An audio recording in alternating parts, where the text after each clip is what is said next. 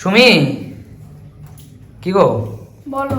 কি অবস্থা তোমার? এই সময় আবার দাঁতে যন্ত্রণা উঠতে হলো?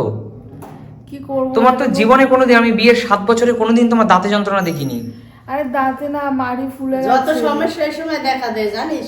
এই দিকটা দেখো কেমন ফোলা লাগছে, দেখো। কি আক্কেল দাঁত না কি বলে সেইটা জ্বালাইছে। এই দিকটা দেখো, মাড়ি মানে বাইরে দিয়ে পর্যন্ত ফুলে গেছে, ভেতরে এত ফুলেছে। আর মানে এই দিকটা দেখো, গলা পুরো ফুলে গেছে। এই দিকটা দেখো নরমাল, হুম। আর এই দিকটা দেখো কেমন ফোলা। এই সময় মা কি করছে মা? অনেক সমস্যা দেখা ডাক্তারবাবু ওকে, বন্ধুরা আজকে ডক্টরকে দেখাতে গিয়েছিলাম, ডক্টরবাবু আজকে আবার ওকে বেটাডাইন দিয়েছে। বেটাডাইন দিয়ে জল গার্গেল করতে বললো, কারণ এই সময় তো বেশি মেডিসিন খেতে পারবে না। আর ডেন্টিস্ট দেখাতে বললো, ডেন্টিস্ট আমরা দেখাবো আগামীকাল। আর এত পরিমাণে যন্ত্রণা হচ্ছে না, মানে কিছু তো খেতেই পাচ্ছি না, নরম খাবারও খাওয়া যাচ্ছে না, মানে এরকম পরিস্থিতি। আচ্ছা, এখন কি বেটাডাইন দিয়ে জল গার্গেল করছো? হ্যাঁ, জল গার্গেল করতে বলেছে, করছি, কিন্তু তাও কাজ হচ্ছে না। বাইরে দিয়ে শেক করছি, তাও কোনো কাজ হচ্ছে না। মানে যন্ত্রণা, মানে কিছু ভালো লাগছে না, কথা বলতে পারছি না, এরকম প্রচন্ড যন্ত্রণা।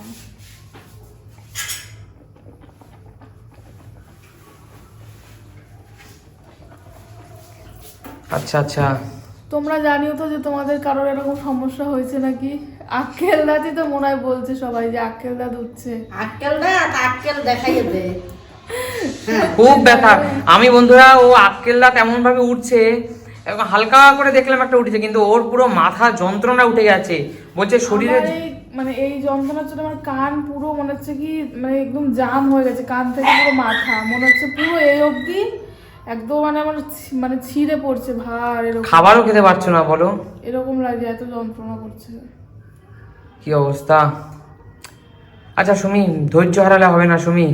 আমার মা সবসময় একটা কথা বলতো না, যে মা হওয়া অত সহজ নয়। সেই তো, হ্যাঁ, এখন আস্তে আস্তে সব বুঝবে। সুমি, ঠিক আছে, এখন আক্কেল দাঁত ধরেছে, কিছু করার নেই। তুমি কালকেই আমি ডেন্টিস্টের কাছে নিয়ে যাব, দেখি। এই জিনিসটা একদম ভালো না। বেটাডাইন এটা তো একদমই মেডিসিন সুমি।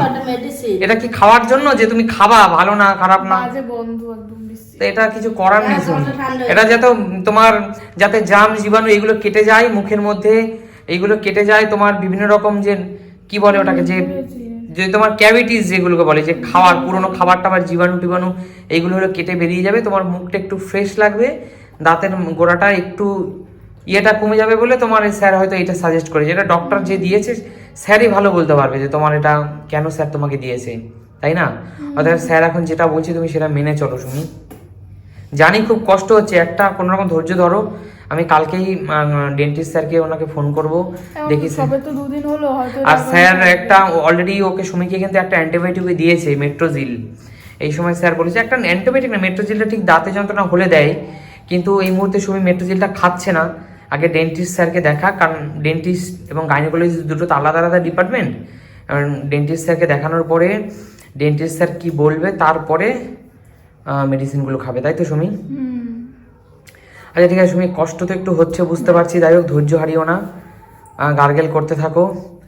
আর বন্ধুরা সবচেয়ে বড় কথা হলো, মানে ও ব্যথায়, দাঁতের যন্ত্রণা হলো খুব একটা ডেঞ্জারাস জিনিস, বলো মা?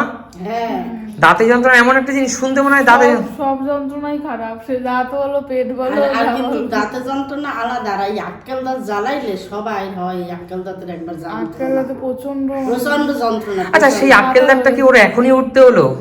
সেইটাই তো, পুরো একদম মাড়ির ভেতর দিয়ে দাঁত বেরিয়েছে ছোট্ট, হ্যাঁ। আর তারপরে মাড়ি ফুলে উঠেছে। আচ্ছা ঠিক আছে, ভয় পেও না, চিন্তা মানে ঘাবড়িও না, দেখা যাক কি হয়। স্যারের কাছে, ডেন্টিস্টের কাছে যাবো, নিয়ে তারপর দেখবো কি হয়, ঠিক আছে? আগে গার্গেল করো, স্যার যা যা তোমাকে বলেছে। স্যার তোমাকেই বলেছে সফট ব্রাশ দিয়ে দিনে 2 থেকে 3 বার ব্রাশ করতে বলেছে, যাতে খাবার টাবারগুলো জমে না থাকে, তাই না? ভীষণ সফট ব্রাশ দিয়ে এটা করতে বলেছে। আর তোমাকে একটু গরম জল, হালকা একদম নর্মালের চেয়ে একটু গরম, যেটা সেই গরম জল দিয়ে তোমাকে লবণ দিয়ে গার্গেল করতে বলেছে। এটা তো উপায় নেই, এখন কি করবো? আচ্ছা এইগুলো মেনে চলো, ঠিক হয়ে যাবে, ঠিক আছে? ঠিক হয়ে যাবে। ঠিক হয়ে যাবে। সুমি, বলো। গার্গেলটা করে একটু ভালো লাগছে? গার্গেলটা করে একটু ভালো লাগছে, কারণ যখন গার্গেলটা করছি গরম ভাবটা যখন যাচ্ছে দাঁতে, তখন অনেকটা রিলিফ লাগছে।